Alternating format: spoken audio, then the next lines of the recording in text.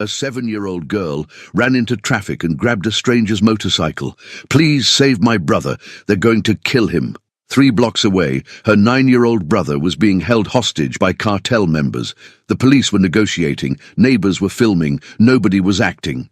The biker looked at the girl's terrified face and made a decision that would change everything. "Show me where. If this satisfies your heart, please like, comment, and follow." Victoria couldn't breathe. Her lungs were burning, her legs were shaking. Tears blurred everything into smears of color and noise, but she kept running. Behind her, somewhere in that building, Tyler was screaming. Her brother, her best friend, the person who shared his snacks with her and let her win at video games and promised he would always protect her. Now he needed protecting, and nobody was doing anything. The police had arrived 20 minutes ago. They put up tape. They talked into radios. They told everyone to stay back, stay back. Her brother was in there with bad men, and they wanted everyone to stay back. Victoria had tried to tell them, tried to explain that Tyler was hurt, that she had seen blood, that the men had guns and were yelling about someone named Marco, and how Tyler had ruined everything. Nobody listened. She was 7. Just a kid. What did she know? So she ran. She didn't know where she was going, just away, away from the useless police, away from the neighbors with their phones out, recording like it was entertainment, away from the nightmare that her life had become in the last 2 hours. Then she saw the motorcycle. It was huge, black and chrome, gleaming in the afternoon sun. The man sitting on it was bigger, leather vest, tattoos crawling up his neck, a beard that made him look like a Viking. He was terrifying. He was also the first person all day who looked like he could actually do something. Victoria ran into traffic, horns blared, brakes screeched. The biker's head snapped toward her. "What the—" She grabbed his jacket before he could finish. Her hands were shaking so badly she could barely hold on. "Please!" The word came out broken. "Please, save my brother." The man stared at her. This tiny girl with tangled hair and a tear-streaked face, standing in the middle of an intersection like the world was ending. "Kid, what are you—" "They have him. The bad men. They have Tyler, and they're going to hurt him. The police won't do anything. Nobody will do anything. Please!" She was sobbing now, her words dissolving into gasps. "Please, you have to help. You have to." The biker, Marcus Bear Sullivan, not that Victoria knew his name, looked at this desperate child. He should tell her to find a cop, should point her toward the flashing lights 3 blocks away, should stay out of whatever mess this was, but something in her eyes stopped him. Pure terror, pure desperation, pure faith that he, a complete stranger, could save her brother. Nobody had ever looked at Marcus like that, like he was a hero instead of a monster. "Where?" he asked. Victoria pointed. "The building with the blue door, 4th floor. 3 men, they have guns." "How do you know?" "I was there, with Tyler. We were walking home from school and they grabbed us, said Tyler saw something he wasn't supposed to, said they were going to make sure he never talked." Her voice cracked. I ran and left him, and now they're going to kill him, and it's my fault." Marcus's blood went cold. This wasn't a domestic dispute or a custody battle. This was a kidnapping. A professional one, from the sound of it. Cartel, maybe, or organized crime. The police were there but weren't moving. That meant negotiations, which meant time, which meant Tyler might already be dead by the time they got their act together. "What's your name, kid?" "Victoria." "Victoria, I need you to tell me exactly what you saw. Every detail. Can you do that?" She nodded, swallowing her tears. "Good girl. Now talk." The story came out in fragments. Tyler was 9. Victoria was 7. They walked home from school together every day. Same route, same time, past the same buildings. Yesterday they had taken a shortcut, through an alley they weren't supposed to use, and they had seen something. 3 men, a 4th man on his knees, a gun. A sound like a car backfiring. Tyler had gasped. One of the men had turned. They ran, made it home. Told their mother, who told them to stay inside, and called the police. The police came. Took a statement, said they would look into it. That was yesterday. Today the men found them. They were grabbed on the way to school, right off the sidewalk, in broad daylight. Victoria managed to slip away when one of the men's grip loosened. Tyler wasn't so lucky. "He told me to run," Victoria whispered. "He pushed me and said, 'Run and don't look back.' So I did. I ran until I found the police, but they just... She looked at Marcus with devastation in her eyes. They just stood there. They said they were working on it, that negotiations take time, that I should wait with the other kids. Other kids? There were other kids? There are more children in that building. I don't know, maybe. It's an apartment building. People live there. Marcus felt the pieces clicking into place. Cartel hit, witness elimination, hostage situation with potential civilian collateral. Police paralyzed by protocol and probably politics. Certain cartels had connections, had leverage, had ways of making law enforcement very careful about how they operated. This wasn't a rescue mission. It was a powder keg, and Marcus was about to light a match. He pulled out his phone. "Bear, what's up?" The voice on the other end was Diesel, his president. "Got a situation. Kid being held hostage. 4th floor, building on Ashland. Blue door. Cartel connection from what I can tell. Police are on scene, but not moving. And this involves us how?" Marcus looked at Victoria. At this tiny girl who had run through traffic to beg a stranger for help because she asked. Silence. "You know what you're stepping into?" "Yeah. And you want backup?" "I want brothers, as many as can get here in 15 minutes. Another silence, then, "Stay put. Cavalry's coming." Marcus hung up and turned to Victoria. "Listen to me very carefully. My friends are coming. We're going to get your brother, but I need you to stay here. Stay hidden. Can you do that? I want to help. You already did. You found me. Now let me do my part." Victoria stared at him with those huge, terrified eyes. "You're going to save him. You promise?" Marcus had learned long ago not to make promises he couldn't keep. The world was cruel. Things went wrong. People died despite best intentions. But looking at this little girl, he couldn't help himself. "I promise." The bikes arrived in 12 minutes. 11 Hell's Angels, roaring down Ashland like the wrath of God. They parked in a loose formation around the building's entrance, engines cutting off in sequence. Marcus met them in the street. "What do we know?" Diesel asked. 9-year-old kid, 4th floor.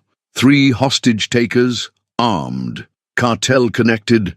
These are the guys who've been making noise in the Western District. Police have the building surrounded, but they're not breaching. Why not? My guess, someone made a call. Someone high up who doesn't want this to turn into a shootout that exposes connections nobody wants exposed. Diesel's jaw tightened. So the kid gets sacrificed for politics. Not if we have anything to say about it. Bear, this is serious heat. We go in there guns blazing against cartel soldiers? That's a war. Then it's a war. Marcus turned to face his brothers. "I'm not asking anyone to follow me. This isn't club business. But there's a kid up there who's going to die if someone doesn't act. I'm acting. Anyone who wants to stand with me, I'd be grateful. Anyone who doesn't, no judgment." Silence. Then Hammer stepped forward. "I didn't join this club to let kids die." Ghost followed. "Same." One by one, every brother moved to stand beside Marcus. Diesel shook his head slowly. Then he smiled. "All right then, let's go save a kid." Ooh, the police didn't know what to make of them. 12 Hell's Angels, walking toward a barricaded building like they owned the street. The officer in charge, a captain named Reeves, stepped forward with his hand raised. "Stop right there. This is a police operation. You can't... You've been operating for 2 hours," Marcus cut him off. "There's a 9-year-old boy up there. What exactly have you accomplished?" Reeves's face went red. "We're in active negotiations."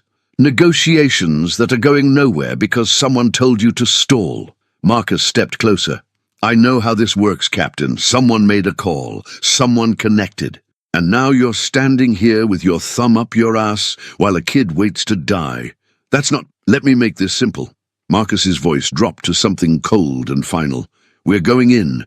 You can try to stop us, arrest 12 Hell's Angels on camera while a child is being held hostage. See how that plays on the evening news. Or you can step aside and let us do what you won't." Reeves stared at him, at the wall of leather and muscle behind him, at the phones already recording from every direction. He stepped aside. "If this goes wrong, then it goes wrong, but at least something will have happened." Marcus turned to his brothers. "Hammer, Ghost, take the fire escape. Spider, Bones, find a back entrance. Everyone else, we go through the front. No guns unless they shoot first. We're here to save a kid, not start a massacre. And if they don't give him up..." Marcus's expression was granite. Then we take him. The fourth-floor hallway was quiet. Too quiet. Marcus could feel the tension bleeding through the walls. Somewhere in one of these apartments, 3 armed men were holding a terrified child. Door number 4C. That's what Victoria had said. The blue door with the crack in the paint. Marcus stood to one side, Diesel to the other. Behind them, 8 brothers waited in silence. 1 breath, 2. Marcus knocked, shuffling inside, whispered voices. Then a man's face appeared in the gap of a chain-locked door. The hell do you want? You've got something that doesn't belong to you. I don't know what you're talking about. Tyler, 9 years old, brown hair, probably crying right now. Marcus's voice was ice. Let him go. The man's eyes flickered. Fear quickly hidden. You're making a mistake, friend. You don't know who you're dealing with. I know exactly who I'm dealing with. The question is, do you know who you're dealing with? The chain rattled. Then the door opened wider, and Marcus saw the gun. He moved before thinking. His hand closed around the barrel, forcing it up. The shot went wild, punching into the ceiling. Diesel hit the door like a battering ram, snapping the chain. Inside, chaos. 3 men, 1 kid, bound to a chair, eyes huge with terror. Tyler. The next 30 seconds were violence, controlled, precise, overwhelming. 3 cartel soldiers against 12 Hell's Angels wasn't a fight. It was a reckoning. When it was over, all 3 men were on the ground, zip-tied, bleeding, alive, barely. Marcus cut Tyler's bonds with his pocket knife. You okay, kid? Tyler couldn't speak. He was shaking so badly his teeth were chattering. Your sister sent me. Victoria. She's outside. She's safe. Marcus lifted the boy into his arms. You're safe too. It's over. Tyler burst into tears and buried his face in Marcus's shoulder. They walked out the front door. 12 bikers, 1 child, past the stunned police, past the recording phones, past the crowd that had gathered to watch. Victoria broke through the barricade before anyone could stop her. Tyler! Tyler! Marcus set the boy down. The siblings crashed together, holding each other like they'd never let go. You came back, Tyler sobbed. You came back for me. I promised I would. Victoria looked up at Marcus, with tears streaming down her face.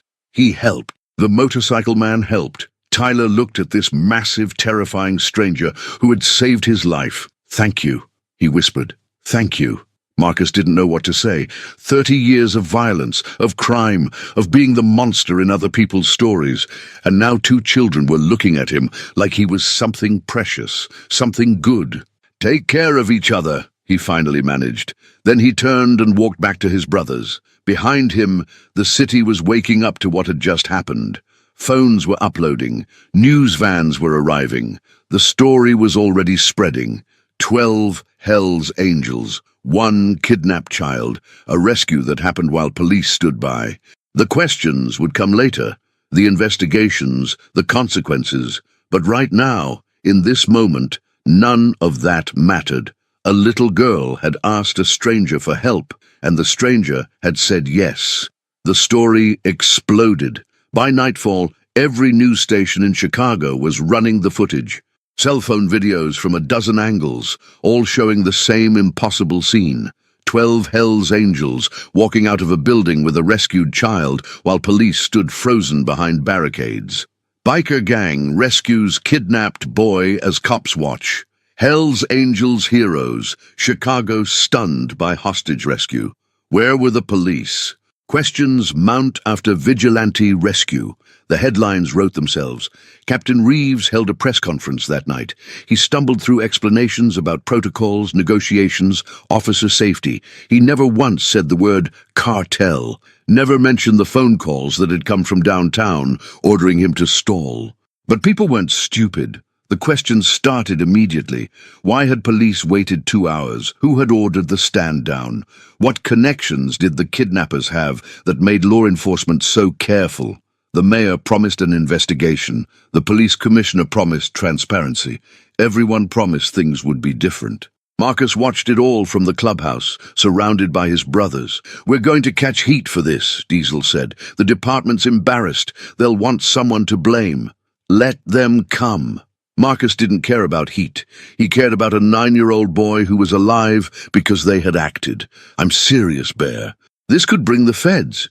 RICO, racketeering, whatever they can make stick. Then it brings the feds. We did the right thing. I'll take whatever comes. Diesel studied him. What happened out there? That little girl. You didn't even hesitate. Marcus was quiet for a long moment. She looked at me like I could save her brother, like I was her only hope. He shook his head. Nobody's ever looked at me like that. Not once in my whole life. I couldn't let her down. So we risked everything for a stranger's faith. Yeah. Marcus met his president's eyes. And I'd do it again. The investigation started the next morning. Not into the bikers, into the police department. A whistleblower came forward within 48 hours. A detective named Sarah Chen, who had been at the scene, who had heard the orders come down to wait, to stall, to let the situation resolve itself. Resolve itself, she told reporters, her voice shaking with anger. That's what they called leaving a child to die, because someone made a phone call, someone with enough power to make a police captain forget his oath. The phone call was traced to a city councilman named Robert Hayes. Hayes had connections to certain business interests in the Western District, interests that didn't appreciate witnesses. Hayes was arrested on a Thursday morning. The footage of him being led out in handcuffs played on every channel, but it didn't stop there. The three men Marcus and his brothers had subdued weren't just cartel soldiers. They were connected to a network that stretched across the city. Drugs, guns, human trafficking. And they had been protected by people in power for years. The FBI got involved, then the DEA, then the Department of Justice. Within a month, 47 people were arrested. Police officers, city officials, businessmen. A web of corruption that had strangled Chicago for a decade, finally exposed. All because a 7-year-old girl ran into traffic and grabbed a stranger's jacket. Victoria and Tyler's mother was named Angela. She had spent the worst hours of her life watching police do nothing while her son was held at gunpoint. She had screamed, begged, threatened. Nothing worked. Then her daughter disappeared. Angela had been searching frantically when the bikers emerged with Tyler. When she saw her children, both of them alive, holding each other, she collapsed. Marcus found her a week later. She had called the clubhouse, asked to meet. He didn't know what to expect. She met him at a coffee shop, alone, nervous. "I don't know how to thank you," she said. "I don't know if there are words for what you did. You don't have to thank me." "Yes, I do. You saved my son's life. You gave me back my children." Her voice cracked. "The police. They were going to let him die. I saw it in their eyes. They were going to let my baby die to protect someone's secrets." "I know. How do you live with that, knowing the people who are supposed to protect you will sacrifice your children for politics?" Marcus didn't have a good answer. He had learned long ago that the world was cruel, that power corrupted, that the badge didn't always mean justice. "You don't live with it," he said finally. "You change it. Or you find people who will." Angela wiped her eyes. "Victoria talks about you constantly. The motorcycle man who saved Tyler. She drew a picture of you. It's on our fridge. She's a brave kid. What she did, running for help, not giving up when the police failed her, that's not normal for a 7-year-old. That's something special. She gets it from her father. He died 3 years ago. Cancer." Angela smiled sadly. "He was a firefighter, ran into burning buildings for strangers.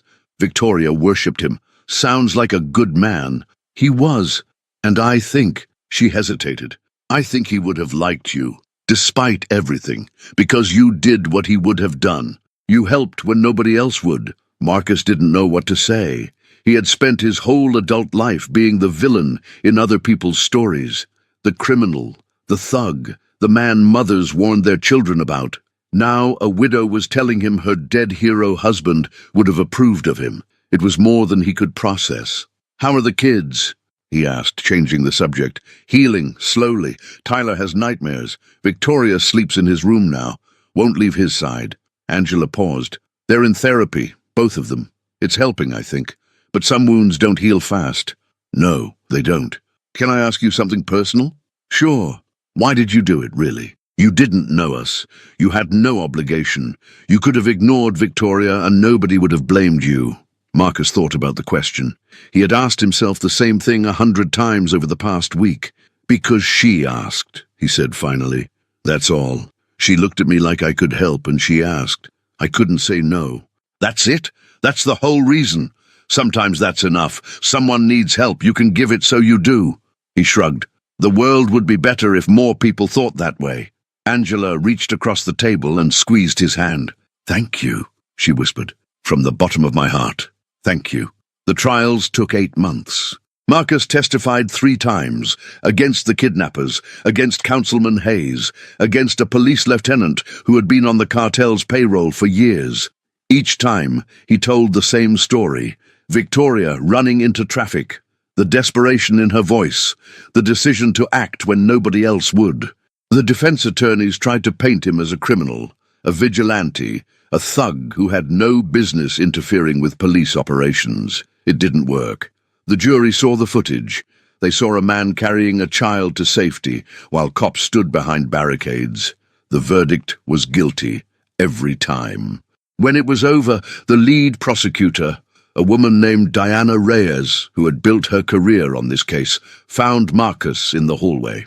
You know you're the reason this happened, she said. All of it. The arrests, the convictions, the cleanup of the department. None of it would have started without you. I didn't do it alone. My brothers, your brothers followed you. You made the call. You walked into that building. She smiled.